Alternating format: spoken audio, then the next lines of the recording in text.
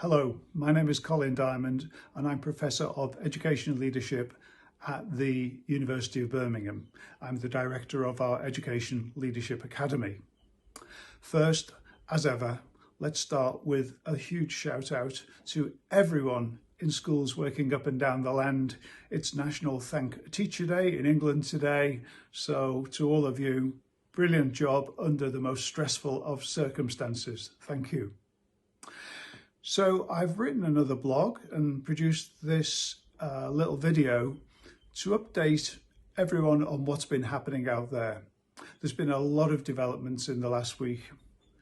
First amongst them is the fact that the schools reopening, well, they never really closed, but the further opening of schools has been intensely politicised.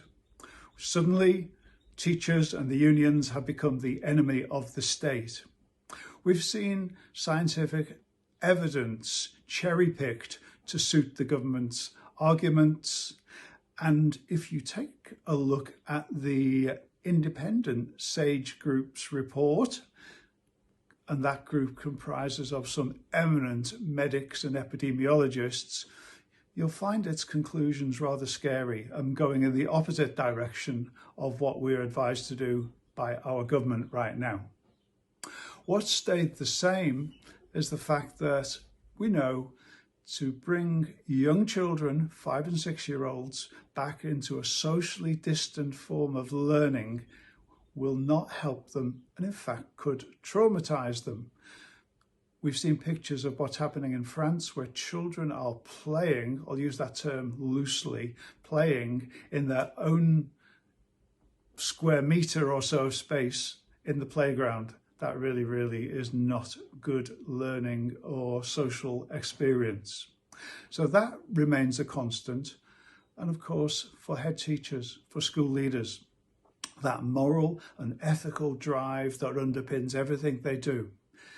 They want to get their children back as soon as possible. They know why.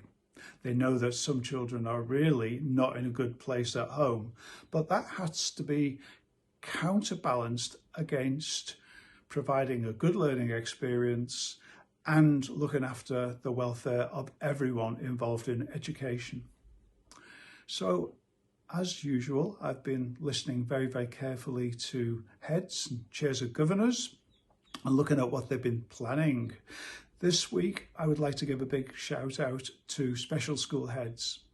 Special schools are the best in the business at very fine-grained planning for individual students, and what they're using that experience to bring that to this situation and producing a kind of 3D matrix, which on the one hand is what's right for individual children and groups of children, and also the relative position of members of staff, some of whom are okay to be working on the front line, others of whom will still need to isolate but can contribute in different ways.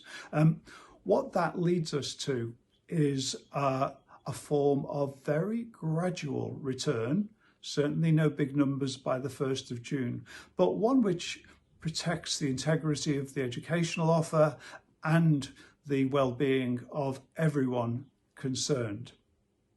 It's been good to see that a number of local authorities in England have backed their individual head teachers to make the right decision, knowing their community, knowing what's happening with the virus, the R rates and everything locally in their towns, cities and counties. So there is a way forward, but it's quite a long way from the kind of lockstep approach that the government is currently advocating. I hope that on the 28th of May, when that supposed final decision is made by government, it's one that's informed by all of the collective wisdom of our profession and its governors, and that it is a safety-led consideration. So in the meantime, stay safe, stay well as ever out there, and thanks for everything that you are doing. Bye-bye.